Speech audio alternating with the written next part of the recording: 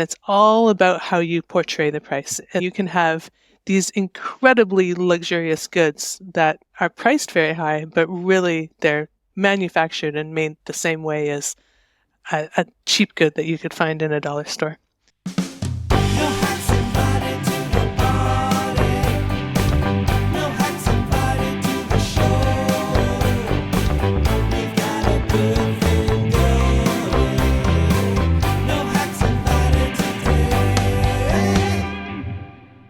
Welcome to nohacks.show, a weekly podcast in which smart people talk to you about better online experiences.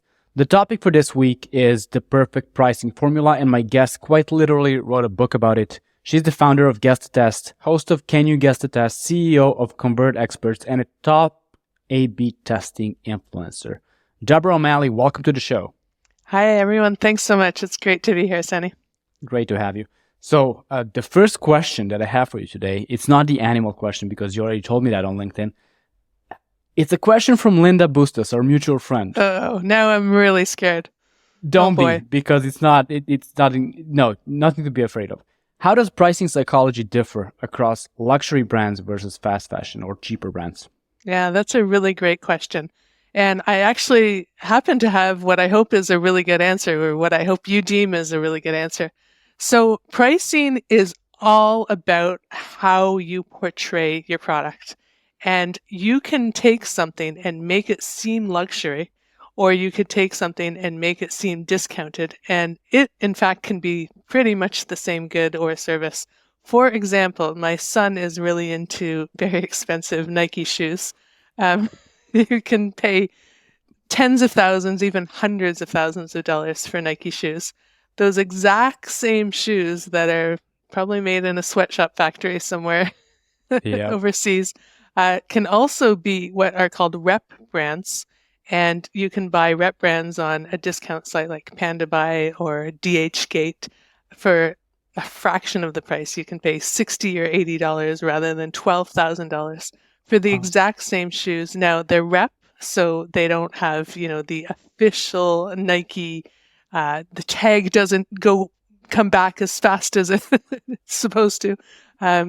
But the shoes, for all intents and purposes, to, a naive eye like mine, look exactly the same, and they're a fraction of the price. And it's all about how you portray the price. So pricing psychology is a huge, huge factor in it. And you can have these incredibly luxurious goods that are priced very high, but really they're manufactured and made the same way as a cheap good that you could find in a dollar store.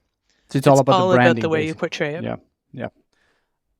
This turn, going into $12,000 shoes, is not something I anticipated we'd do today, but I appreciate it. I love the answer. And thank you, Linda. Shout out to Linda, the reigning champion of Guess the Test. 2 times. The only person to win 2 times in a row. Exactly. We'll see if she can protect her title. She kicked my ass in the last one. So congratulations, Linda, and thank you. I was checking your bio in the book about pricing that you wrote, and one thing stood out to me. It said that you were always fascinated by what users pay attention to. Yeah. And I think you cannot do CRO if you don't have that kind of thing, or testing, experimentation. So when was the first time, talking about digital and websites and digital experience, when was the first time you noticed that you really want to know how this thing works and not just use it? Yeah, so I am really dating myself here, but I was born before there was such a thing as websites. There was hardly even computers when I was a kid. Yep. And I, had no idea I would go into the field of CRO because simply it didn't exist. And so I remember in about grade 4 or 5 for a science experiment, we were allowed to choose any topic we wanted. It just had to be hypothesis based, and we learned about the meaning of a hypothesis. And other kids were taking diapers and pouring apple juice on the diapers to see how much pee the diapers absorbed. I didn't care about that. I wanted to know what people saw. And so I cut out different shapes and colors of construction paper, and I posted them on a board. And I would ask people, what do you see first? And I was really interested in that. Far from statistically sound or rigorous, it was, a low sample size, not very valid experiment. But I was fascinated by, what do people see first? What draws attention? Is it shapes? Is it colors? Is it a combination of both? And, I didn't get really very meaningful results at all, but fast forward many, many years later in a very circuitous route, and I ended up pursuing a Master's of Science degree where I specialized in using eye tracking technology to see how people look at ads. And they were print ads that were on a screen, so digital ads. And from that, it really kind of put the pieces together for me. I said, oh my God, this is what I've been trying to do all my life. And it really drew out that you can get users to pay attention and focus on certain things by visual prominence, by the copy you use or the lack of copy you use or the lack of imagery you use, the way you frame the message in a negative or positive way. And you can really influence perception. The perception of price is part of that, and attention as well, just from placement of elements. And so I think I've been born with that mindset. I, consider myself to have an optimization and an experimentation mindset. I bring it into my everyday life. But yeah, I think from a very young age, I was really drawn to this and fascinated by it. How much juice did the diaper hold, though? Like that is the real follow-up question. Well, the funny thing is, and I remember it so vividly because they ended up winning the science fair at my school, no. and I was like, "What? That is what won the science fair?" That's science. And I think they were testing Pampers versus Huggies or something like that. That was sponsored. That had to be a sponsored content. I think so. And yeah, quite a bit of apple juice apparently. And wow. I can tell you from firsthand experience, those diapers do indeed hold quite a bit of apple juice or now how do we use that on a website? That is the question. My experience with CRO, and yeah, anyone who has started doing CRO, I don't know, let's say more than 6-7 years ago, at some point you realize that the way I look at the websites, the way I look at why this is broken, it's a thing. Like there are other people who do that because CRO is now, you know what it is. Everybody knows what it is. 15 years ago, not really. Like it was a thing, but it was more of a niche thing. For sure. So yeah, everyone has that kind of, okay, this can be a profession, this can be a job, and there are other aliens just like me who look from the other side of everything that's broken, basically. Right. That's interesting. But yeah, the diaper, I love that story. I really like that story. Yeah. And let's get to the main topic. Actually, before we get to the main topic, let's talk about guest test. Sure. It's a great resource for. Well, why don't you explain it? I mean, you're the person. Yeah. behind So it. it's a digital marketing resource, especially for experimenters and A/B testers who are looking for inspiration for their test ideas, to validate test ideas, and for case study evidence that shows what tends to work and what tends to not work with conversion rate optimization.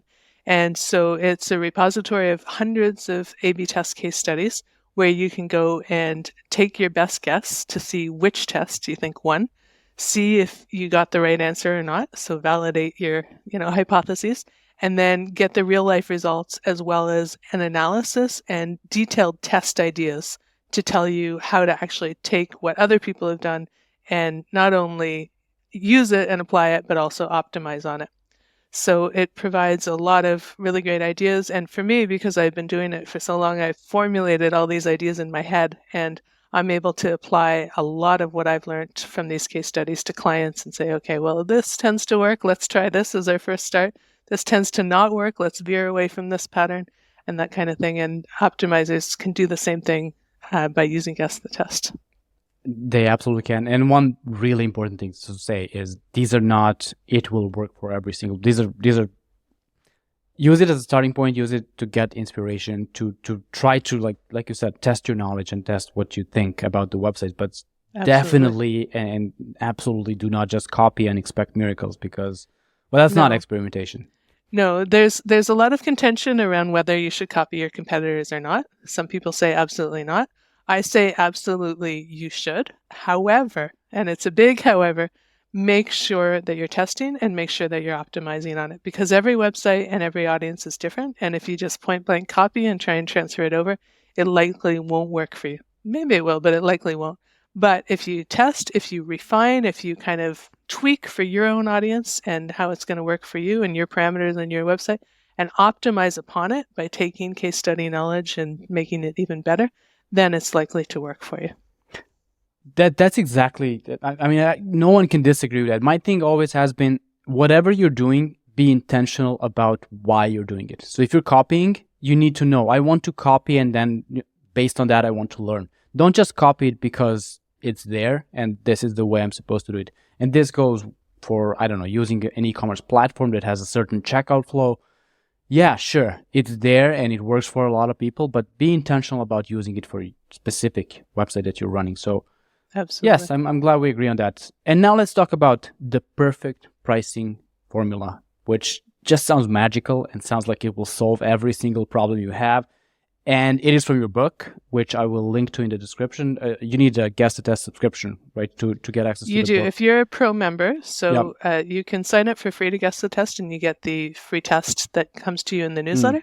But if you sign up as a pro member, you get access to the entire website, hundreds of tests, lots of articles and resources, and the pricing ebook, which is a 79-page guide, which spells out everything you need to know about pricing psychology.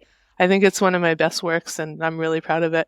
And in it, I'm giving away the creme de la creme right here, which is the ultimate pricing table formula. So this comes from many case studies, hours and hours and hours of research, and putting it all together in a concise way.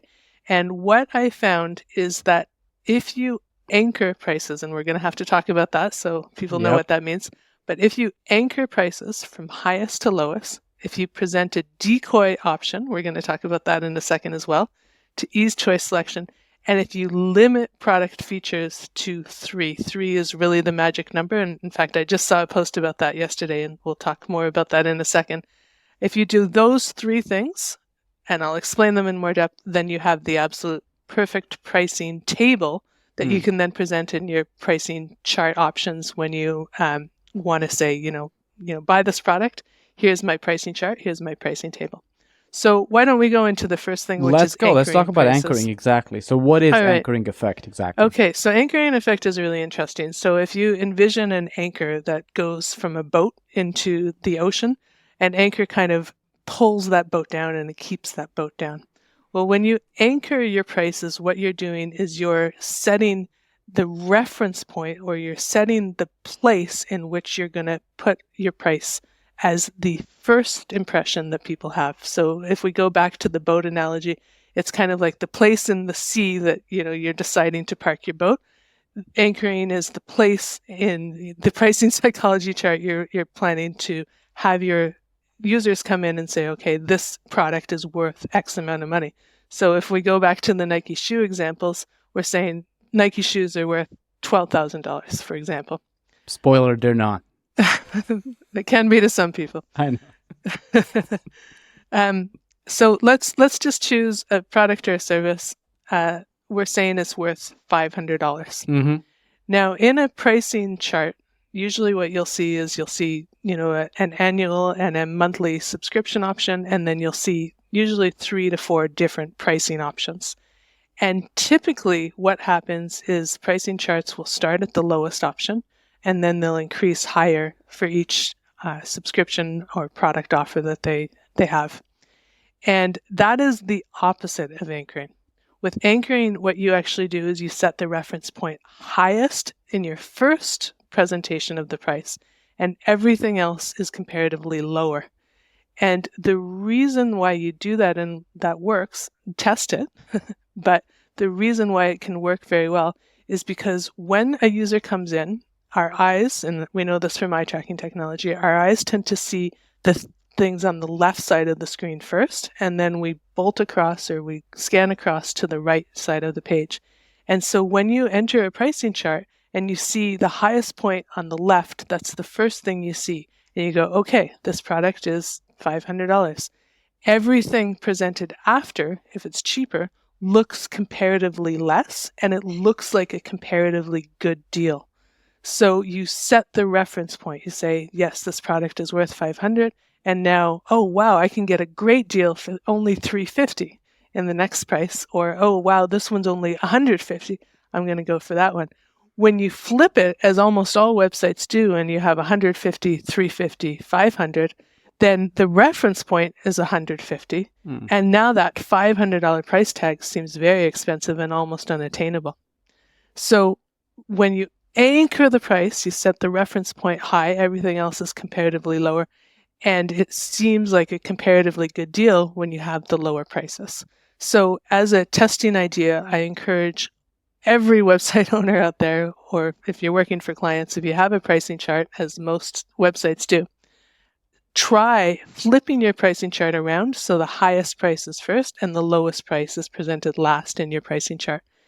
That simple change alone, that's all you have to do. It can massively increase your revenue. Now, I've tested this pattern for different agencies, a lot of SaaS clients, and I have some case study evidence on Guess the Test, and I've also worked with Jacob, I think I'm probably not saying his name right, so I apologize in advance, but Jakub Lunwowski from Good UI, he has several pricing patterns as well, and I've worked with him on consolidating the evidence. What we together have found is that anchoring your price can actually lower your overall sales. So you're going to sell less. However, your revenue per user or your average revenue per user is going to go up. And so when you test, you have to think about these key performance indicators and these metrics. And it's really important to not just look at one in isolation, because you could be really doing yourself a disservice. You want to look at kind of the overall picture. And as long as ultimately revenue is increasing, then you're doing the right thing. It looked like you were going to say something. Like you said, it's not just about the conversion rate. That's exactly what I wanted to say. But also, it's not about the average order value. It's about lifetime value as well, because those high ticket customers are probably going to stick longer with you if the product fits their needs. While someone who goes for the cheapest plan, the least expensive plan, let's not call it cheap, is probably going to, it's likely that they're going to try and maybe decide, okay, we cannot even afford this one. We're just going to stop the subscription after 1 month, especially for SaaS products and clients. That's very good. Another question for you, does anchoring happen off-site as well? So for example, if you have a celebrity or social media influencer endorsements, can they set up that anchor in users' minds before they even come to your website? So then you can start with an even higher price than you would otherwise? Absolutely, yeah. So I think that, you can have a celebrity endorsement. I'm just going to go with Nike shoes, and a famous example of Michael Jordan, who just absolutely boosted the value of Nike shoes and Air Jordans. He comes in, he says, this is a great product. Be like me, wear it. You'll be an amazing basketball player. And all these people watching that commercial or, the movie on Nike shoes say, yeah, I want to be like that. I will pay anything to be a basketball star like that. And so the perceived value, which is what we talked about at the beginning, the perceived value goes incredibly, immensely up because the product is deemed to be worth a lot. And so now all of a sudden $1,200 shoes look cheap.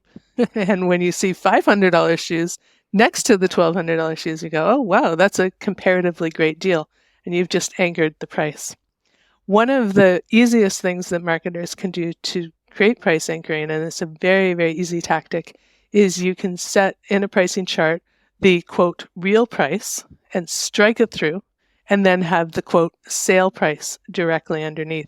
And we see that in a lot of, on a lot of websites, a lot of pricing charts. It's a very common and popular used tactic now, but it's because it does really work. Because even still today, as trained as we are and as aware of it as we may be, there's still something in us that goes, oh, wow, that used to be, $50 and now I get it for $30, bonus. And even if it's not really true, it's a great psychological principle that marketers can use. Right, especially for first-time visitor of the website who hasn't seen that it's always been on sale, quote unquote, and it's always been. I mean, Shopify has that feature, compare at price, right, where you can put the price that's going to get crossed through and seen as the more expensive one for every product. Yeah. So I guess it makes sense. I guess there's something. And then some great things to test with that, because it's so open to testing once you try a tactic like that. What color should the strike-through price be? How bold should the strike-through price be? Should it be larger or smaller than the, quote, sale price? Where should it be placed? Should you have a little bubble that says save, whatever it is, 25%? Should you put it as a percentage or should you put it as a dollar amount? These are all things to consider and to test. And there's principles that suggest certain things that you can do. A great researcher, Nick Kalinda, he's done a lot of research on pricing psychology. And a lot of what I've learned actually is taken from him. So he's a huge source of inspiration for me. And then what I've done is applied case study evidence to, sort of expand on his research.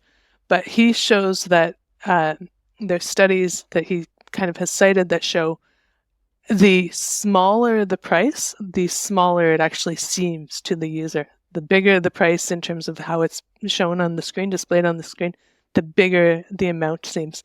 And prices that are lower to the bottom of the screen feel heavier, they drag you down more, whereas prices placed above feel lighter and like they're less amount of money. And if you use all those principles and then you combine it with boldness or colors, then you can have different effects on the psychology of how the price itself is actually perceived. And as a good rule of thumb, anything over, I'm saying this off the cuff and I want to make sure I'm saying it right, but there's a principle for at a certain price point, it looks better or bigger to have a percentage. And at another price point, it looks better to actually present the dollar amount. I'd have to go back to my notes and see exactly what that is. But there's sort of this break-even point where at one point, the bigger savings is a percentage, and at one point, the bigger savings is presented as a dollar amount. That is fascinating. So it's all a play on human's brain. Yeah, but test everything, like you said. Absolutely.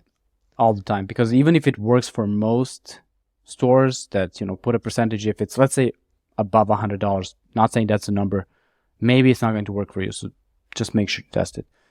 The second effect, it kind of goes hand in hand with the anchor effect, right? The decoy effect. And how is it different? Okay, so the decoy effect we can think of as popcorn in a movie theater. So if you ever go to the movies and you buy popcorn, you'll notice they have a small size, a medium size, and a large size.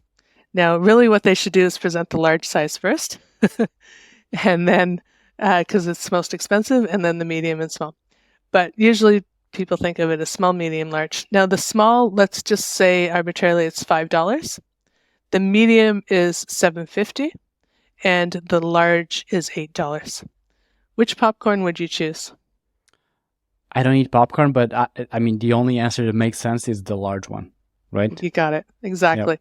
And so what has happened here is the middle one, the one for $7.50 is what's called the decoy. It's the one that, why on earth would I get a medium for $7.50 when I can pay 50 cents more and get, three-quarters more and get the large popcorn? And so what happens is the decoy allows us to pinpoint an option, get our decision-making juices flowing, and immediately eliminate it. Boom, I don't want the middle one. It's not good value. Now I only have to decide between the small and the large. Well, do I want a lot of popcorn or a little bit of popcorn? Well, for a little bit more money, I can get a large popcorn. Maybe I'll pack it up and take it home. And so that whole process, you've made several conversion decisions at the movie theater, but the initial conversion decision was eliminating an option. And in eliminating the option, you were now given the freedom to easily choose between version A and version B, and it made it much more easy to go to version B. And so decoys are set up to actually get you to eliminate the least valuable or least enticing option. And in doing so, then you can easily move on. You're already in the conversion mode at this point. You've taken the first step of action to eliminate the decision, and now you can take more action to actually make that final purchase decision. So they're incredibly valuable at getting people to move into action and actually convert. You know what? I think the movie theaters don't even stock the medium-sized boxes at all, just because of what you said there. Because obviously, who would want that? Who would want like a? And yes, it eliminates one choice, leaving with two, but also it makes one sound good compared to something that's not even real, which is just a beautiful psychological play on the buyer's mind. And they're probably in a hurry to get to the movie, and there's a line and whatnot. So just keep speeding up that decision and making it seem good. It's brilliant. So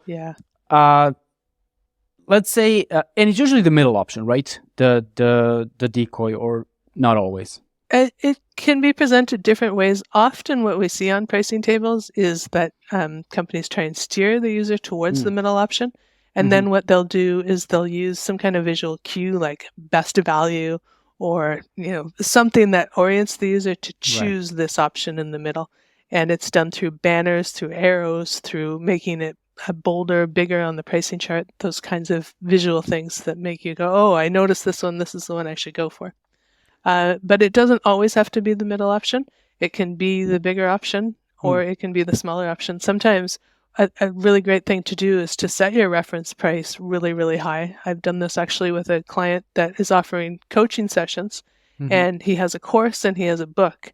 And he wants to sell coaching sessions, but he wants a lot of money for it. And so he said, okay, well, if I can get some, great, but that's not primarily what I'm trying to sell. I really want to sell the course and then secondarily the book. So let's put the coaching sessions on there as an option. We'll price them at this exorbitant amount. If I sell them, awesome. And if I don't, that's okay, because I've got people eliminating one option and now choosing between the two products that are more feasible and more tangible. And so you can use it in any way.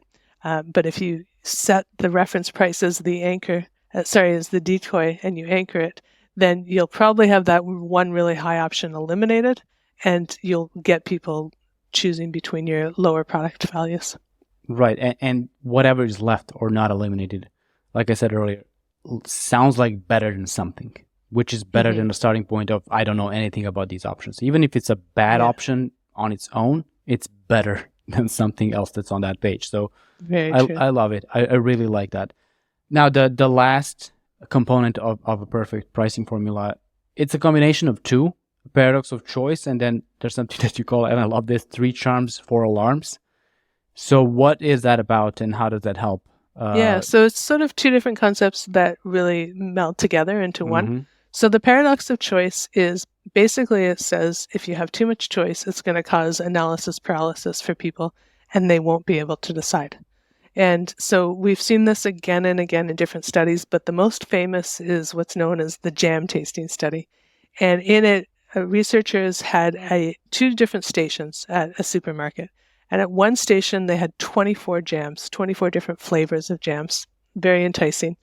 And at another, they had just 6 jams. Now, are you familiar with this study? Yep. Okay, so do you want to... But I'm sure there are listeners who haven't heard it, of course. Okay. All right. So at the station with 24 jams, do you remember what happened? There's too many to choose from, and why am I even going to bother and spend time and force a decision on myself? And they just walk away.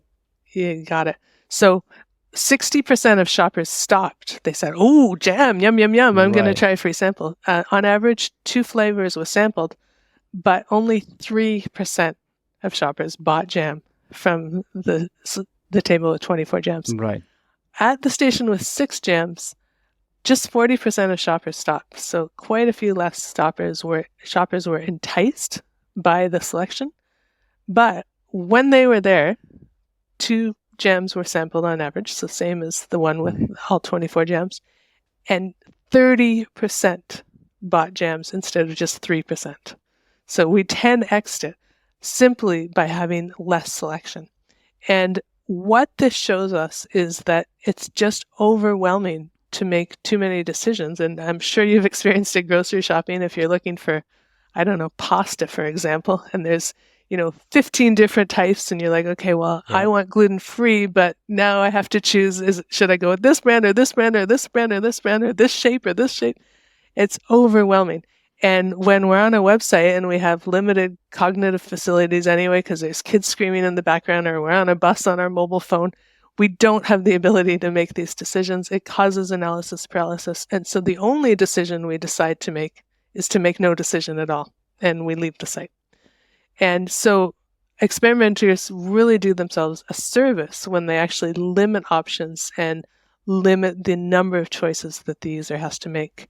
And so what research shows is that, at least in persuasive claims, and I think we can extrapolate the same idea into pricing tables and pricing psychology in itself. In persuasive claims, anything more than 4 persuasive claims actually alarms the visitor. It sets off these alarm bells in their head that makes them go, hey, wait a minute, they're making this product sound really good. Can I actually trust this product? And you sort of start to become skeptical of it. But when just 3 persuasive claims are presented, then you go, yeah, I can buy into this. This sounds really good. And so the way you can remember that is 3 charms and 4 or more alarms. And so what that indicates, and of course you have to test it, but it indicates that when you present three persuasive claims, 3 pricing chart options, 3 unique selling propositions, then you can really capture your visitors, because number 1, they don't have to filter through so many different options. And number 2, 3 really does seem to be a magic number when it comes to offering choice and when it comes to offering persuasive claims that will really motivate users to purchase your product or service. Is there any reason why it's number 3 specifically?